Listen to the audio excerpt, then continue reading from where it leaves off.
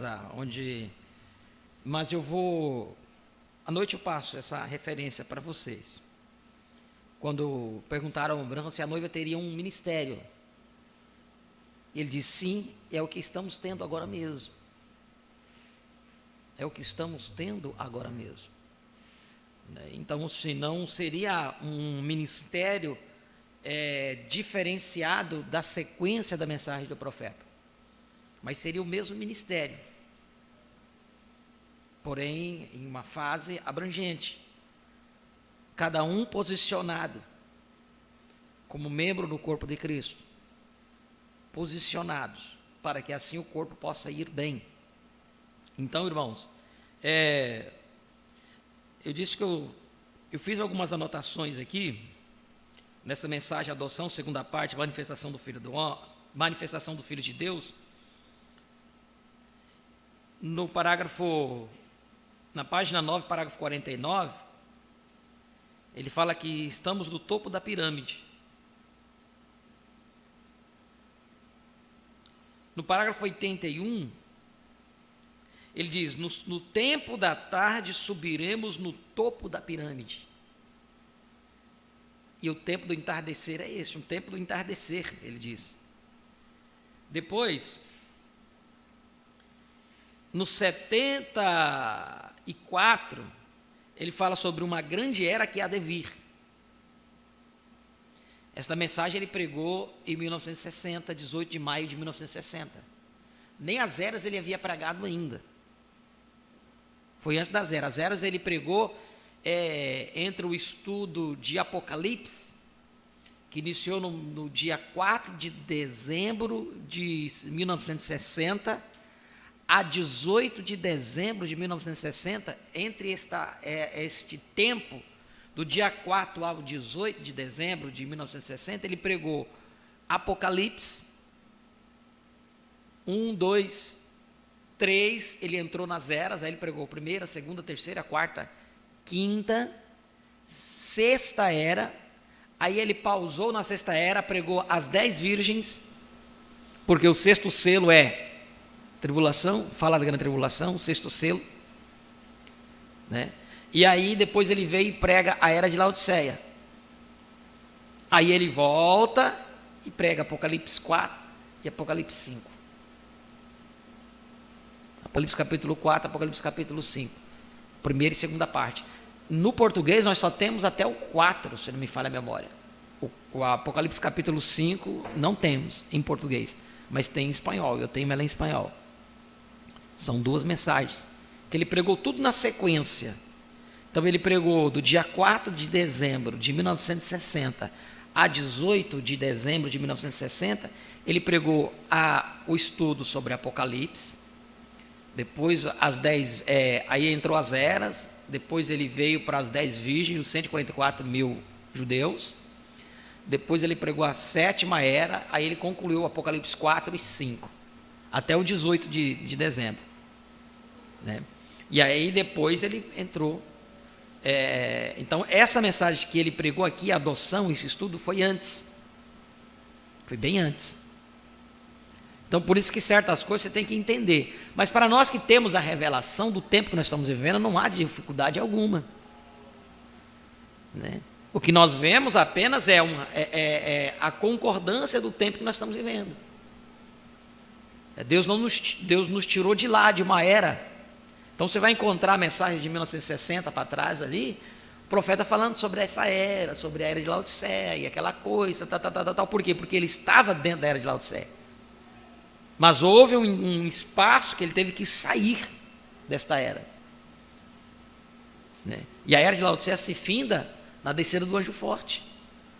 Quando o anjo forte vem, bota um pé direito sobre o mar, o esquerdo sobre a terra, o esquerdo sobre a terra, o direito sobre o mar, e o que ele fala? Que o tempo não é mais. O tempo não é mais. Então finda-se ali. E o profeta estava ali. O profeta estava presente ali. Então, conclui no que está escrito lá no livro, uma exposição das 7 eras, que no tempo desta vinda o mensageiro estaria aqui na terra. Aqueles que não viram a vinda ainda, estão esperando o profeta ressuscitar para Deus descer, e aí eles dizer que aquela parte onde está ali, o resumo das 7 eras, no final do livro, uma exposição das 7 eras, na era de... um resumo das 7 eras. Na mensagem, no livro Uma Exposição das 7 Eras, está lá nessa parte, o resumo das 7 eras, o profeta disse que no tempo desta vinda, o mensageiro estaria na terra. Aí quando eles não enxergaram a vinda, a descida do anjo forte ali, então eles estão esperando o profeta ressuscitar. Vocês já escutaram isso? Na internet está cheio disso. Aqueles que creem que o profeta tem que ressuscitar, para quê? Para que a vinda do Senhor possa se cumprir. Porque eles não viram isso. Mesmo tendo olhos, mas não viram, não conseguiram enxergar.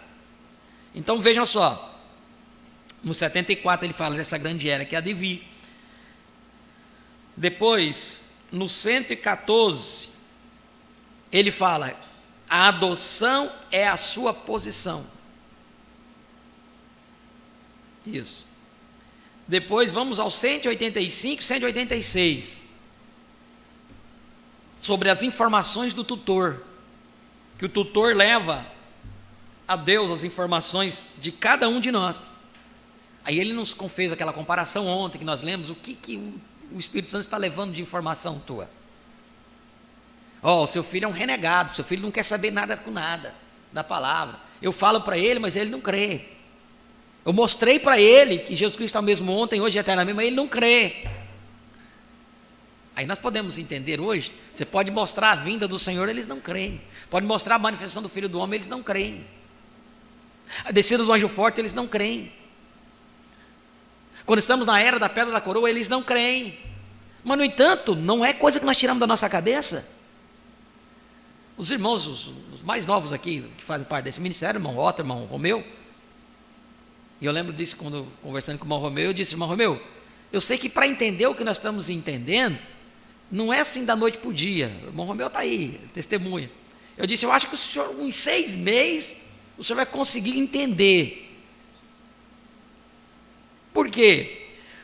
Eu lembro que da mensagem, o profeta disse que para Deus trabalhar com Moisés, porque Moisés, quando Deus chamou Moisés estava com quantos anos? Quando Deus chamou Moisés para trabalhar, ele estava com quantos anos? Não. Ele tinha 40 anos. Deus chamou ele para ele voltar para o Egito. Com 40 anos, Deus teve que tirar tudo que ele tinha aprendido no Egito. Assim nós lemos da mensagem. Deus gastou mais 40 anos para tirar tudo aquilo que ele havia aprendido, para Deus poder usar ele e trabalhar com ele. Tudo aquilo que ele havia aprendido, nós já lemos isso, não lemos?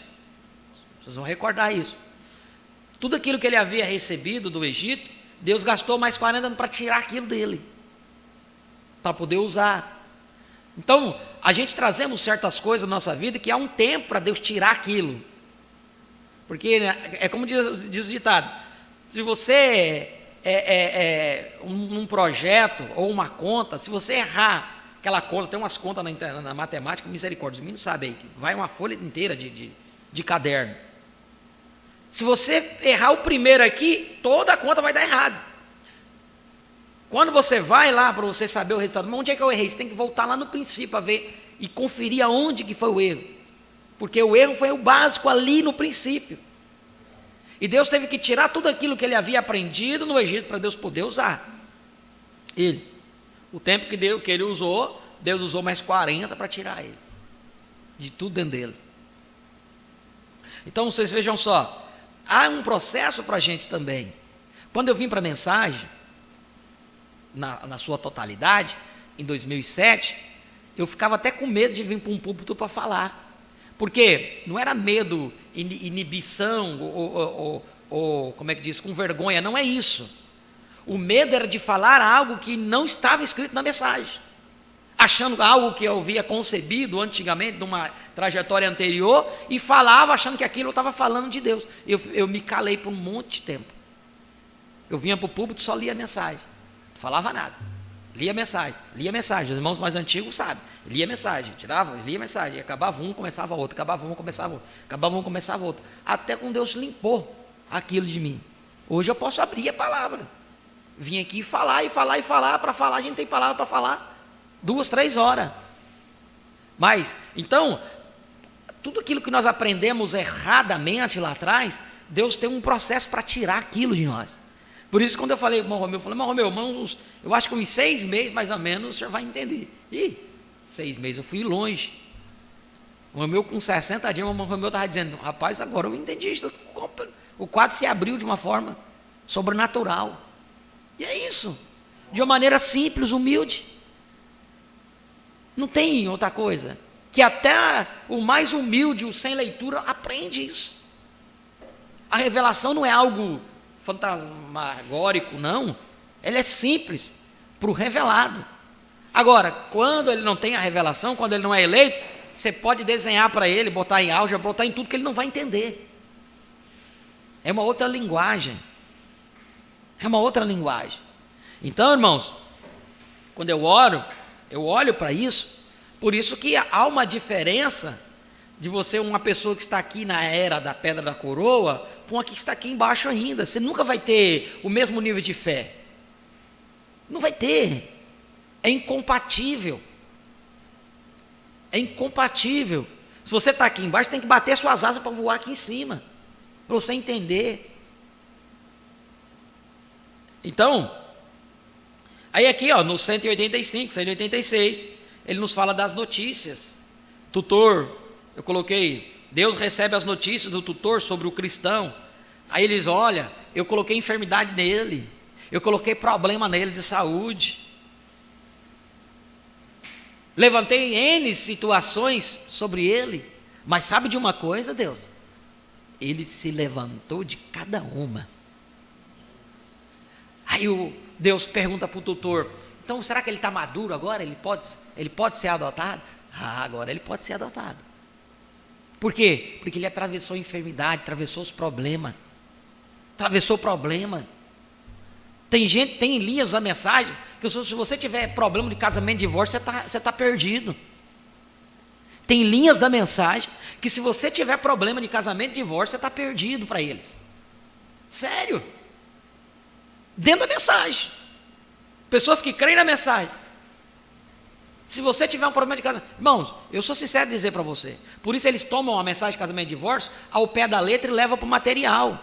Ah, o pastor está fazendo apologia, aqui a pessoa pode ter problema. Não, eu não estou dizendo isso. Eu estou falando que situações e problemas da nossa vida, todos nós estamos sujeitos. E não será esses problemas que vai tirar a sua salvação. Porque se fosse problema de casamento tirasse a sua salvação, então a salvação seria por obras. Vocês estão me entendendo, irmãos? Não seria por predestinação. Mas ele diz, vem aqui, que a salvação não vem pelas obras para que ninguém se glorie. Assim a palavra vem e nos ensina isso. Então, quando nós entendemos isso, tem uma citação do pastor Júlio, fala assim, se você entendeu isso, você entendeu muita coisa. É um memezinho. Se entendeu isso, já entendeu muita coisa. Então, irmãos, se nós compreendermos o que está além disso,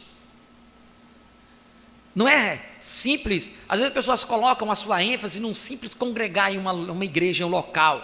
O profeta diz, você é um cristão, você tem que ter um local, um lugar onde possa chamá-la de minha igreja, sim. Mas colocar ênfase naquilo, porque se você tem um lugar, então você está salvo, você está perdido. Com o lugar ou com tudo.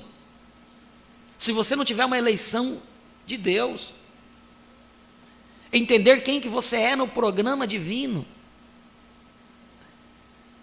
Quando você entende quem você é no programa divino, aí você vai ver que o fardo vai ficar mais leve.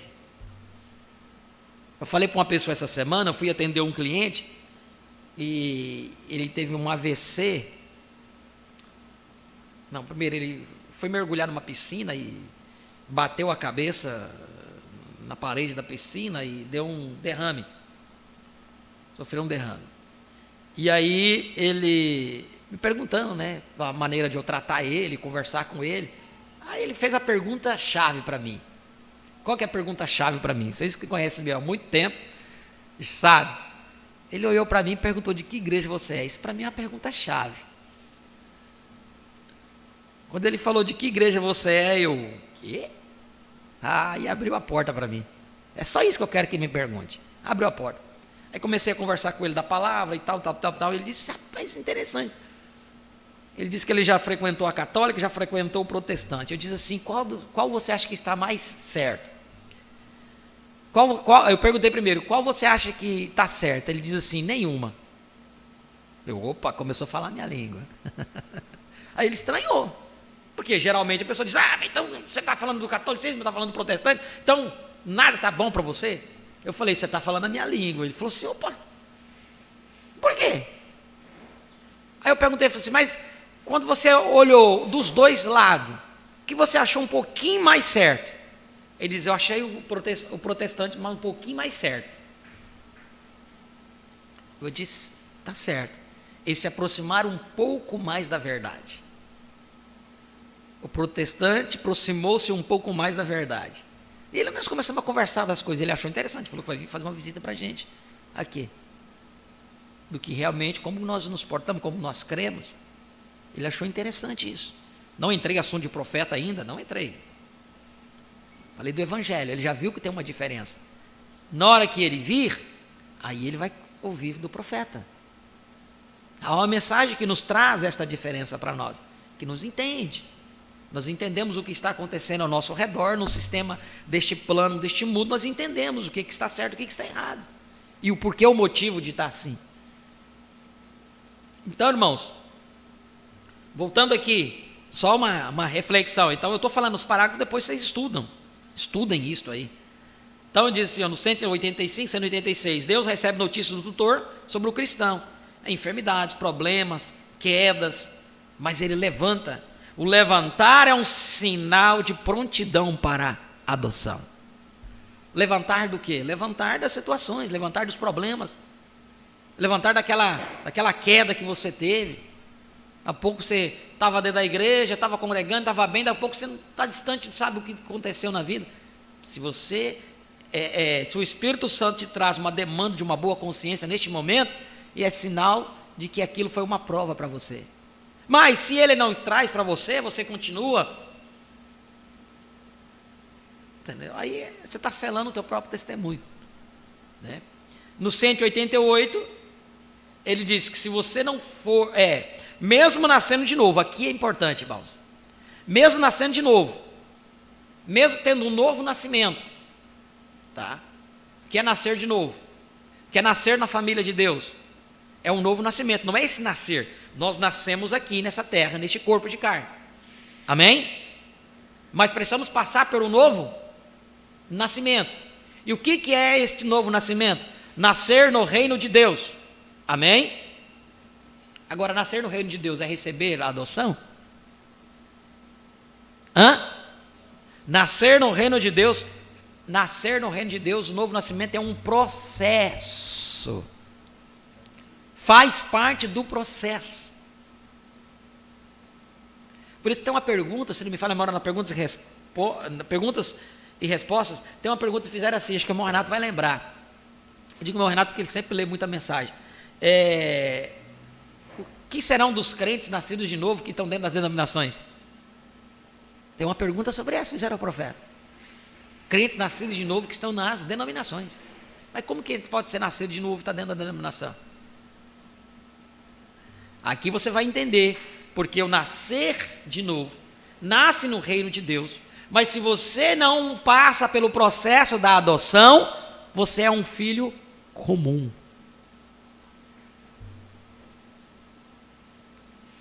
Filho sem autoridade.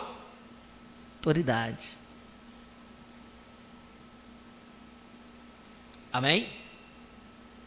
Isso nós lemos aqui no 188. Filho comum da família, mas não tem autoridade. Sem autoridade. Está aqui no 188. E aí no 195, ele diz: você é predestinado para o lugar. Amém. O que é adoção? É a sua posição. posição. Posição da onde? Em um lugar. Aí ele vem e sela e diz, você é, no 195, você é predestinado para o lugar. Que o Senhor abençoe a sua palavra em nossos corações. Só as coisinhas que eu anotei aqui dessa mensagem, olha aí. Anotei na capa, para depois o assunto, você olha aqui, já está em cima. O assunto. Então agora nós vamos deter aqui, nessa mensagem, adoção, manifestação dos filhos de Deus, e vamos aqui para essa posição no corpo de Cristo. Ontem eu conversando com o pastor Ailton, eu disse assim, olha, ele sabe do meu pensamento quanto a essas mensagens de antes de 60 e antes das eras. Não é que para mim não tem valia as mensagens antes das eras, não. Só que você vai encontrar coisas nas eras, antes das eras, que quando o profeta depois veio na abertura, quando ele começa aqui, né, adoção, Apocalipse, das 7 eras, você vai ver ele colocando a coisa em ordem. Antes do ministério, da restauração do altar, de todas as coisas, o ministério do Filho do Homem, todas essas coisas, teve que fazer um conserto no altar. O profeta veio e preparou o altar. Você vê que muitas coisas que ele havia dito, ele precisou consertar. Então não é que as mensagens de 1960 para trás não tem serventia para mim, não estou dizendo isso.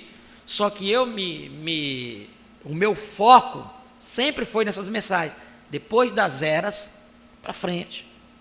Agora nós já lemos muita mensagem de 46, 47, 52, nós já lemos aqui, lemos de ponta a ponta. Os irmãos aqui da igreja sabem, estudamos, de 2020 para cá, que nós temos aí o canal, mas eu tenho os DVDs que nós gravava aqui, dos cultos lá de 2012. Nós gravávamos os cultos aqui em DVD, eu tenho DVD guardado até hoje aí. Nós gravávamos através da câmera, gravava aí, ficava com DVD. Tirava, copiava aqueles DVD para os irmãos da região, né? Não tinha internet ainda do jeito que nós temos hoje. Então nós mandávamos os DVD para os irmãos dos cultos que nós tínhamos, e era culto de leitura da mensagem. Muito tempo foi feito assim. Né? Quando eu ia para a região atender, lá os irmãos já recebiam um pacote de DVDs para eles assistirem durante o culto. Eu dei aparelhos de DVD para irmãos, né, para assistirem tanto a mensagem do profeta quanto os DVDs do que nós falamos aqui no culto da igreja, porque às vezes ele, por morar na fazenda, no sítio, longe, não conseguia vir em todo o culto, mas ele não ficava. E hoje, através desse advento da internet aí, nós temos tudo, né? O irmão está lá, está assistindo. O irmão Genaí mesmo, lá, não sei se está em Buriti ou se está em Montenegro, ele está em serviço em Buriti, está assistindo, acompanhando a gente. Então hoje, a irmã Marluce lá em Alto Paraíso, antigamente não era assim, a irmã Marluce é testemunha disso. Tinha que levar para a irmã Quitéria, ali em Alto Paraíso, saudosa irmã Quitéria, mãe da irmã Marluce, e outros, irmã Mairinda e tudo isso, né? Mas voltando aqui ao assunto, eu quero vir dentro dessa mensagem, a posição no corpo de Cristo. Então, eu falando com o pastor Ailton ontem, eu disse assim, olha, quando Deus me dirigiu para ir nessa mensagem, manifestação dos filhos de Deus, eu pensei, será Deus? E eu fui surpreendido, porque Deus queria mostrar certas coisas para nós aqui. E quando eu terminei de ver essa mensagem, ontem aqui com vocês, e eu orando ao Senhor, comigo mesmo, intimamente, e pensava, meu Senhor, no que nós vamos seguir aí? Aí meditando aquilo que nós ouvimos ontem, falando sobre posicionamento, eu lembrei dessa mensagem, posição do corpo de Cristo, veio na minha mente. E aí quando eu fui buscar, era a sequência da própria mensagem, a adoção. Essa foi a segunda parte, e essa aqui é a posição do corpo de Cristo, a terceira. Eu disse, vai ser aí que nós vamos. Nessa linha, para que nós possamos entender. Se aqui nós concluirmos sobre esse assunto, sobre o seu posicionamento no corpo de Cristo, amém, nós vamos para o outro onde Deus quer nos dirigir. Aqui nessa mesma mensagem mesmo, posição do corpo de Cristo, o profeta diz uma coisa bem interessante no início. Ele diz assim: nós queremos ser dirigidos pelo Espírito Santo. É Ele que tem que dirigir nós. Não é homens, não é coisa de homem. Não, é Ele que tem que dirigir nós. Então, irmãos, bom, eu acho que eu não dei as boas-vindas, né, aos irmãos que estão conectados conosco através da internet. Sejam todos bem-vindos em nome do Senhor Jesus Cristo. Já começamos acelerado hoje aqui, né? Mas sejam todos bem-vindos. Para nós é uma bênção ter cada um de vocês aqui conosco. Mas essa mensagem de posição no corpo de Cristo,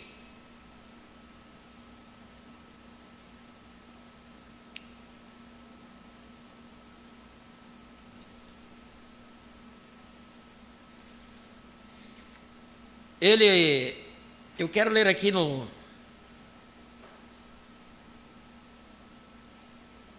22. Ele diz assim, ó: posição no corpo de Cristo.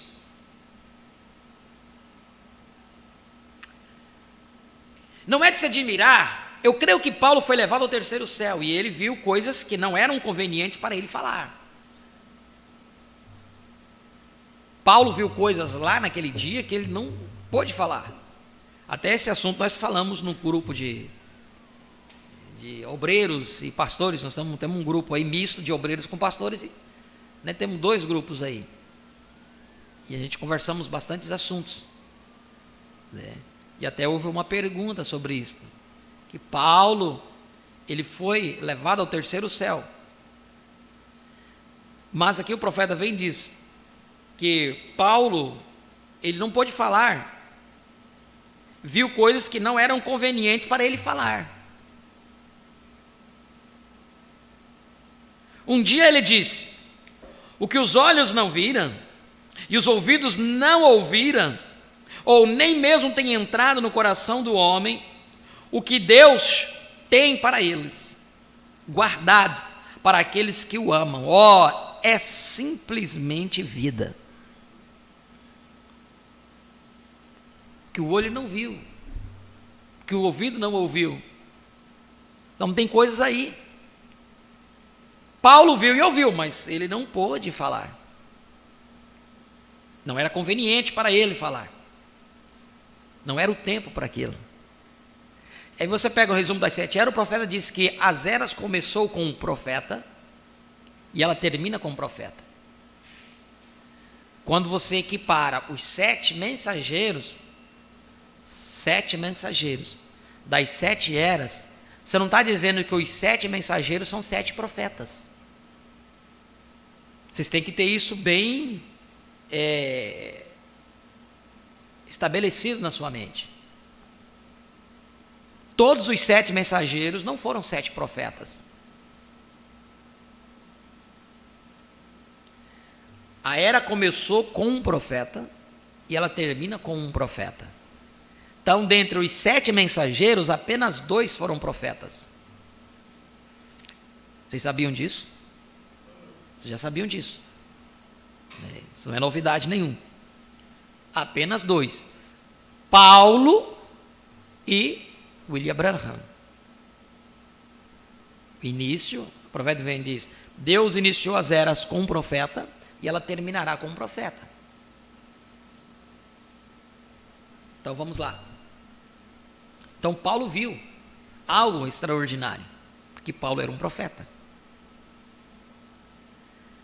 que não era conveniente para ele falar. Viu? Ele diz assim no 23: estamos vivendo em um monte de lixo lá embaixo. Isto é tudo, simplesmente um montão de lixo cheio de fumaça daquela imundícia que está queimando. Mesmo se nós mesmos não nos contaminamos com isso, estamos vivendo nisto. Um montão de lixo, onde a fumaça está vindo das brasas fumegantes do pecado. Uma das coisas mais nojentas de que posso pensar é de um velho depósito de lixo da cidade queimando. Já esteve você alguma vez perto de um? Aquilo é horrível. Aquele mau cheiro e fumaça subindo contaminada com todas as imundícias. E você respira aquilo e aquilo simplesmente te faz virar do outro lado. Eu recordo quando eu tive que descer até New Albany, lá embaixo da rua 18, abaixo da rua 18, lá onde o velho depósito de lixo costumava estar, e eu tinha que reuni-los lá embaixo e medir aquilo. Eu simplesmente tinha horror do dia de fazer aquilo na rua 18, quando eu tinha que tomar aquilo lá embaixo, porque tinha que cheirar aquela caatinga horrível. Sim, jogados lá havia corpos de ratos, cães e tudo mais. Vocês sabem, aquilo estava queimando e aquela velha fumaça subindo daquilo. Agora, ainda, aquilo é o que esta vida é comparada. Esta vida é comparada ao quê? A um depósito de lixo, queimando. Aquilo é comparado a esta vida, no seu melhor, simplesmente queimando. O pecado simplesmente fede por todos os lados, como aquilo, falando espiritualmente, porém, onde o vento está soprando livremente, e tudo é amável, e paz, gozo, vida eterna, logo do outro lado do rio. Mas estamos em uma batalha, então não vamos simplesmente deitar e dizer, vamos nos apressar em chegar lá. Vamos trazer cada um que pudermos trazer conosco. Sim. E agora, o propósito dessas lições é para ancorar aqueles que já atravessaram para a terra. O propósito desse estudo do livro de Efésios é para colocar a igreja na posição onde ela absolutamente se firma em Cristo. Entrar à terra prometida, no termo material lá, eles tiveram o que dentro da terra prometida? Nós falamos semana passada, tiveram lutas, tiveram provas, tiveram guerras, amém? E quando eles pisaram o pé para dentro da terra prometida, porque a terra prometida havia uma delimitação, então quando eles colocaram o pé para dentro, eles precisavam estar posicionados naquela terra. Ontem o profeta disse, olha, Gade, vem para cá, Efraim, vocês vão vir aqui, Benjamim, você vem para cá. Ele chegou a usar o termo, você vai ter que plantar milho, você tem que plantar aveia. Aí o que estava plantando aveia olhava a lavoura de milho grande, bom, não, eu vou ter que plantar milho também. Ele diz, Deus não chamou você para plantar milho, Deus chamou você para plantar a aveia. Então o profeta vem e nos coloca isso, nos mostrando, lá na mensagem de ontem, assistam o culto de ontem, já nos falando sobre posicionamento nesta terra, posicionando cada um nessa terra. Então você tem um lugar que vocês têm que estar posicionado para um bom andamento do corpo, porque se você for tirado de um corpo, o que vai acontecer? Você vai apodrecer. O corpo vai seguir andando, mas você vai apodrecer.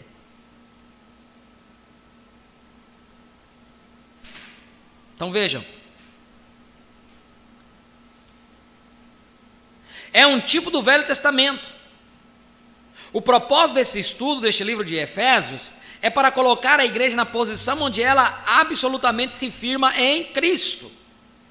É um tipo do Velho Testamento, do livro de Josué, onde Josué dividiu. No último domingo tivemos isso. Josué dividiu a terra para cada homem, e ele fez isso por inspiração. Como Moisés trouxe as pessoas fora do Egito, o alho poró, fora, e lhes deu um lugar onde Deus havia prometido há 400 anos mais tarde, 400 anos antes, que ele os traria a um lugar, a uma boa terra que manaria leite e mel. E Moisés dirigiu os filhos de Israel diretamente para a terra, mas não os atravessou. Jesus, para o espiritual, para as pessoas que, desde o princípio, nos foi prometido o Espírito Santo, Jesus nos dirigiu diretamente para a promessa, mas o Espírito Santo veio, como Josué, para vencer, dirigir e guiar para tomarmos posse da terra, ou tomar posse da igreja. Nós encontramos, basicamente, que então em nosso... Agora, aqui é onde está Talvez as pessoas possam pensar que eu sou rude e tanto negligenciar e tento negligenciar os irmãos. Eu não sou. Deus seja o meu juiz. Eu não sou. Vê? Estou simplesmente tentando apontar algo que é a verdade. Vem? Temos escolhido a chefia de homem em vez da direção, líderes, direção do Espírito Santo.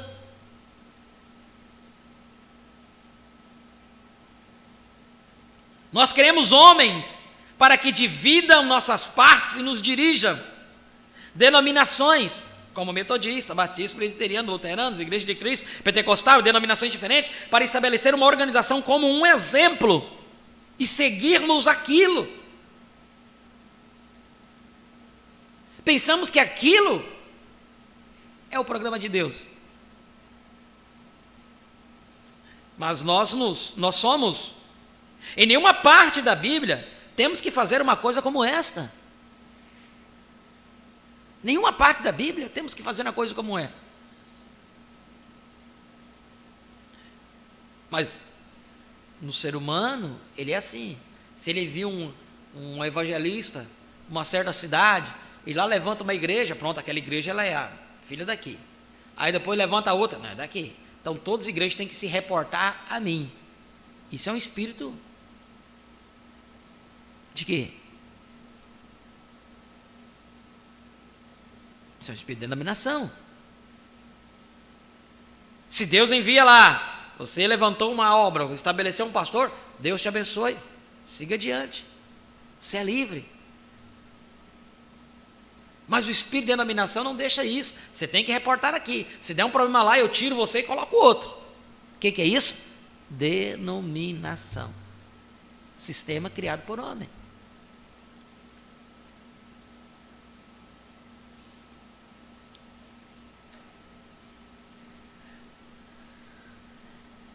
Nós queremos homens que dividam nossas partes e nos dirijam.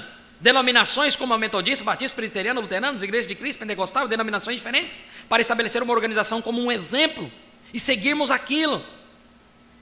Mas nós somos, parágrafo 99, irmãos, 30. Em nenhuma parte da Bíblia temos que fazer uma coisa como esta. Eu não estou estabelecido aqui porque algum homem me estabeleceu.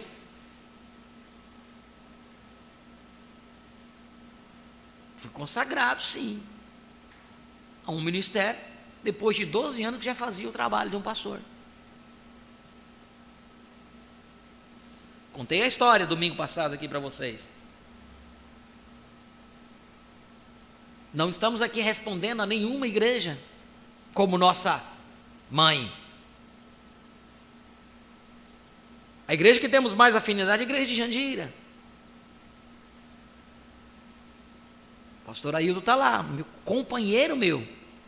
Mesmo que na carne eu sou filho, ele é meu pai, mas nós não respondemos um ao outro. Eu tenho que pedir permissão para ele para fazer o que aqui, e ele tem que pedir permissão para mim para fazer certas coisas. Não. Somos companheiros de ministérios. Quando trata-se de ministério, nós falamos de igual para igual. Eu aprendo com ele aprende comigo. Temos companheirismo, a igreja tem esse companheirismo. Nós assistimos os cultos com eles, assistem os cultos conosco, participam disso. Por quê? Porque há confiança um no outro. Agora, não quer dizer que eu tenho que responder a ele e ele tem que responder a mim. Eu não fui colocado aqui por ele. Eu não fui colocado aqui no ministério por ele. E às vezes as pessoas pensam, né? Ah, foi o pastor que colocou ele ali. Não, o pai que colocou. Não. Não estou no ministério por causa dele. Estou no ministério porque Deus me chamou.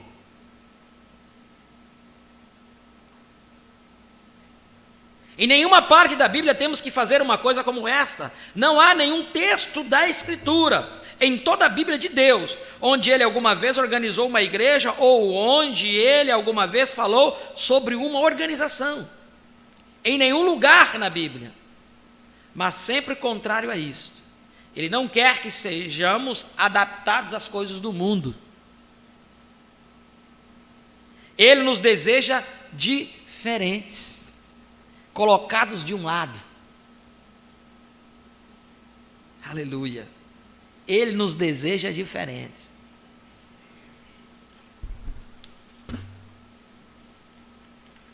Eu não quero dizer agora para sermos bobos, como dizemos. Quero dizer para sermos pessoas chamadas. Uma nação santa e abençoada, vivendo vidas que estão acima de reprovações, agindo, comportando-nos exatamente como Ele faria, trabalhando em nós, pois nós somos seus trabalhadores, criados em Cristo Jesus para boas obras. Agora, quarta-feira à noite, muitos de vocês não estavam aqui quarta-noite, mas entramos, eu creio que é o terceiro verso, não é o versículo, não, é o versículo 5, para a adoção, ou colocando as pessoas. Como que Deus tenta colocar o seu povo? Quando Deus coloca então, toda a igreja deseja ser como Ele, ter o mesmo tipo de coisas, fazer a mesma coisa. Nós somos lapidados diferentes, somos feitos diferentes, nossa natureza é diferente, nós somos colocados de uma maneira diferente, cada um para um trabalho diferente. Talvez somente para um pequeno tipo de trabalho, outro para outro trabalho maior. Eu creio que foi Davi, ou um dos profetas, me esqueci agora, disse: eu preferiria ser um capacho na casa do Senhor do que habitar nas tendas com os iníquos. Agora, vamos parar por um segundo para a adoção. No verso 5, tentando descer tão longe quanto pudermos nisso. Mas agora, lembre do tema, está tudo no lugar. Quantos entendem isto? Amém? Vamos ouvir você dizer isto com uma palavra, colocando, a congregação diz, colocando o corpo de Jesus Cristo na posição, em Cristo, onde o Espírito Santo está nos dirigindo, aí está você. Agora temos isto, vem, nós colocando na posição. O livro de Efésios tem que fazer isso, nos posicionar. Veja este ensinador, mestre Paulo. A primeira coisa que ele faz é tirar fora todo o pensamento de apostasia, tirar fora todo o pensamento que sempre ser um cristão hoje e amanhã está perdido, e no dia seguinte Deus me condena, e no outro dia eu estou de volta outra vez. Isso é um absurdo. Agora, este livro não é endereçado a ensinamentos evangelísticos, sermões evangelísticos. Eu não ensino isso nos campos. Eu trago isto para a igreja, pois Paulo endereçou isto para os santos, aqueles que são chamados e perseveram, e são saciados, e são colocados de um lado, e estão no Espírito Santo, já na terra de Canaã.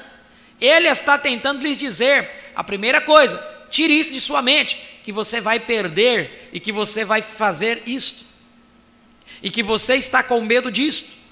Não tenha medo de nada, pois Ele está tentando lhe dizer onde você está, quem é você, e como você está firmado. Agora, você pode fazer coisas erradas. Cada vez que você faz qualquer coisa errada, você irá pagar por aquilo. Sim, Senhor. Você colherá o que você plantou. Mas aquilo não tem nenhuma coisa a ver com sua salvação. Amém? Você vai colher o que você plantou. Se você tiver um problema, creio que foi em casamento e divórcio, ou em outra mensagem, perguntas, fizeram irmão Bran, parece que um casal a pessoa já era casada com outro, 2 vezes, alguma coisa assim, quando o profeta pregou casamento e divórcio. Aí perguntaram ao profeta: Bran, eu tenho que voltar para o meu primeiro esposo? Ou eu tenho que voltar à minha primeira esposa? Ele diz: não, fique como Deus te trouxe. Mas sabe de uma coisa, você vai ter um problema com Deus. Você não está exímio das suas decisões erradas. Ah, não deu certo o casamento, me separei. Entenda de uma coisa, você vai ter um problema com Deus. Agora, em lugar nenhum, você vai encontrar que aquilo interfira na sua salvação. A gente encontra ao contrário aqui na mensagem. Você vai colher, você vai ter problemas, você vai passar dificuldade lá, seu filho vai estar lá no escafandro do Judas. Você vai ter dificuldades, mas isso vai interferir na tua salvação? Não vai interferir na tua salvação.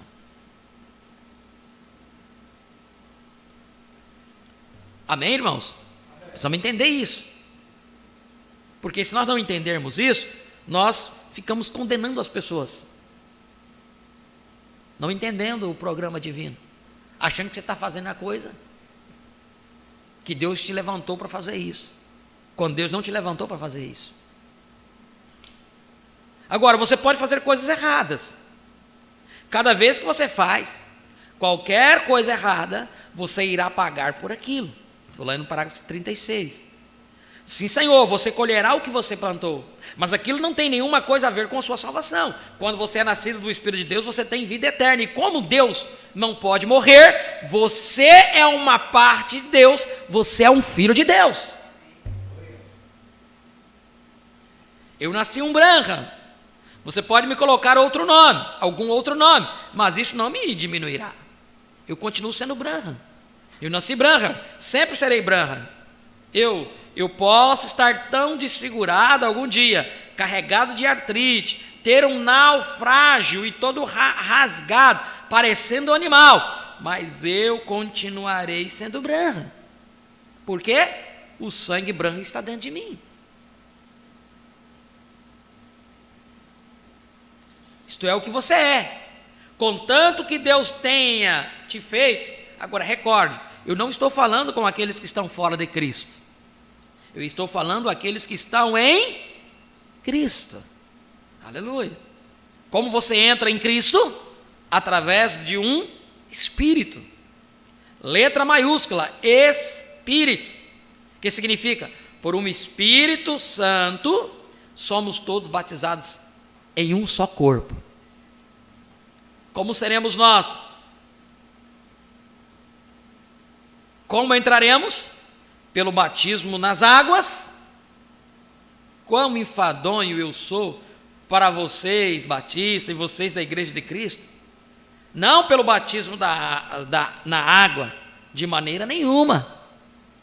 1 Coríntios 12 diz: por um Espírito, Espírito Santo, somos trazidos àquele corpo. Somos simplesmente salvos como o corpo está salvo. Deus prometeu isto. Como poderia Deus julgá-lo outra vez? Quando ele foi ao Calvário, subindo para Gólgota, ele apanhou, foi ferido, ele não podia curar, ele não podia nem mesmo falar uma palavra, dificilmente, porque ele tinha os pecados do mundo sobre si. Não porque ele era um pecador, mas ele foi feito pecado por mim e por você. Todos os pecados do mundo, desde Adão até a sua vinda, estavam sobre os seus ombros. Deus não estava punindo o seu filho, ele estava punindo o pecado. Vem quão terrível isso foi. Ele estava fazendo uma propiciação, ele estava fazendo uma via de escape para todos aqueles que Deus, através de sua presciência, sabia que viria. Em poucos minutos nós entraremos naquilo. Agora, então, quando você através de um Espírito, somos batizados naquele corpo, um corpo, o qual é Cristo. Somos salvos para sempre.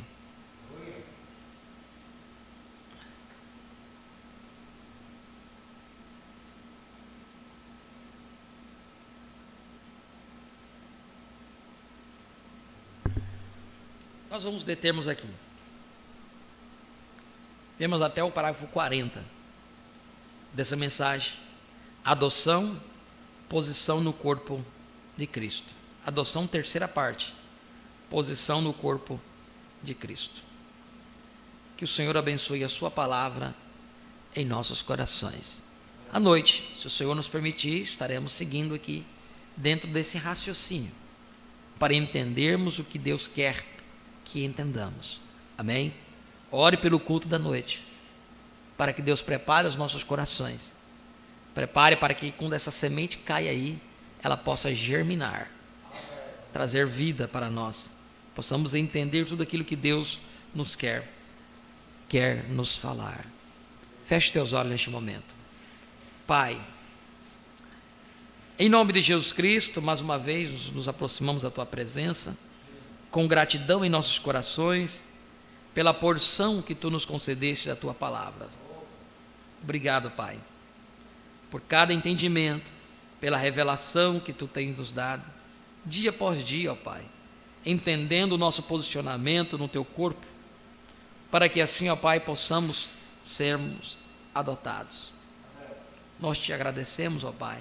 Aqueles que ainda faltam por esta adoção, eu posso esclarecer através do estudo desta palavra, pois, ó Deus bendito, nós precisamos entender, nos posicionar, para que assim possamos ter e receber a autoridade de Tua parte. Pode ser um filho, nascido na família, porém mesmo assim um filho comum, sem autoridade.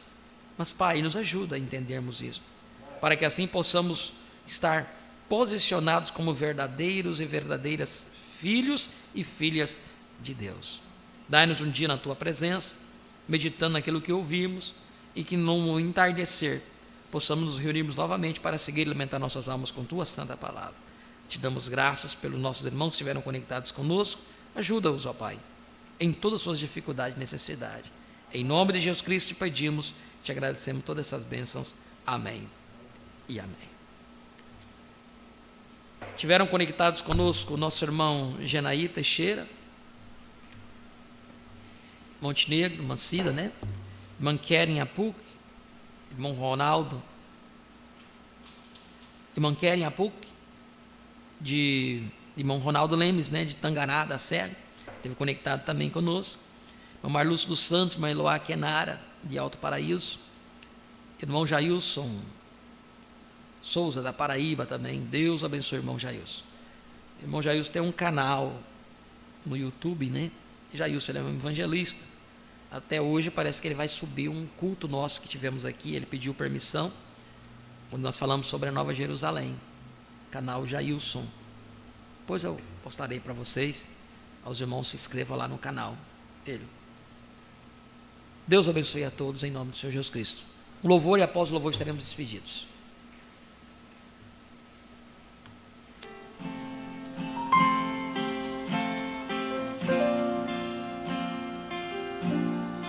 Enquanto nuvens negras, enquanto escuridão,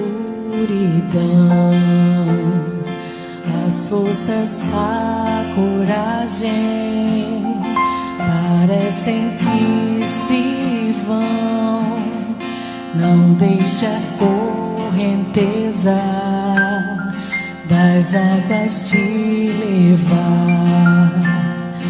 Quem agitou seu ninho te ensinou voar, voar.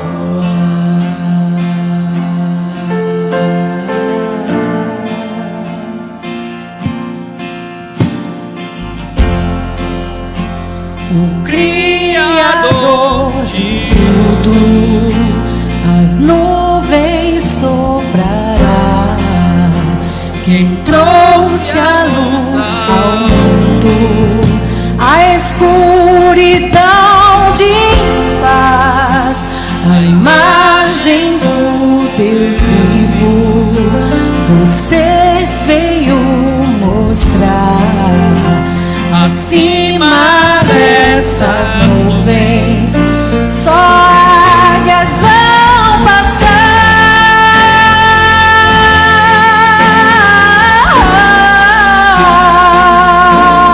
Somente crê.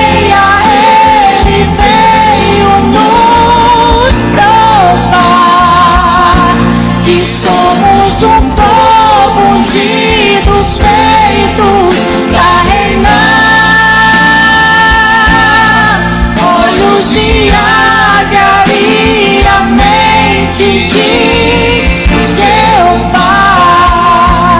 Chegou o dia desse filho aqui voar, voar.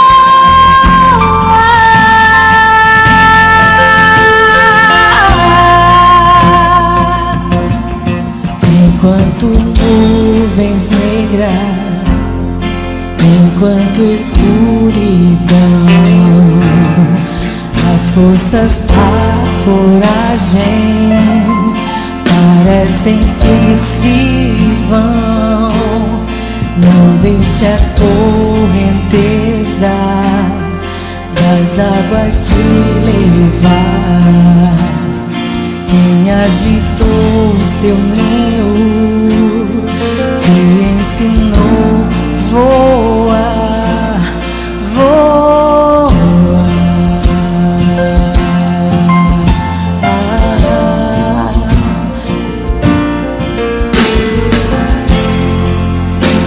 O Criador de tudo, as nuvens soprará. Quem trouxe a luz ao mundo, a escuridão desfaz. A imagem do Deus vivo, você veio mostrar. Acima dessas nuvens, só águias vão passar.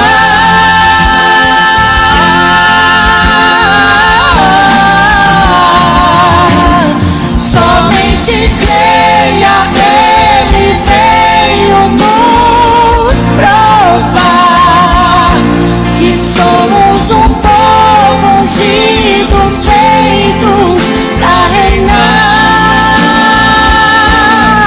Olhos de águia e a mente de Jeová. Chegou o dia desse filho aqui voar, voar,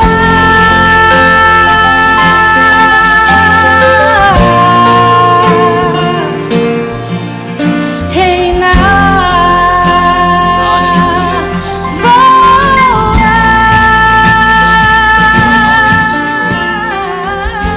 Deus os abençoe em nome do Senhor Jesus.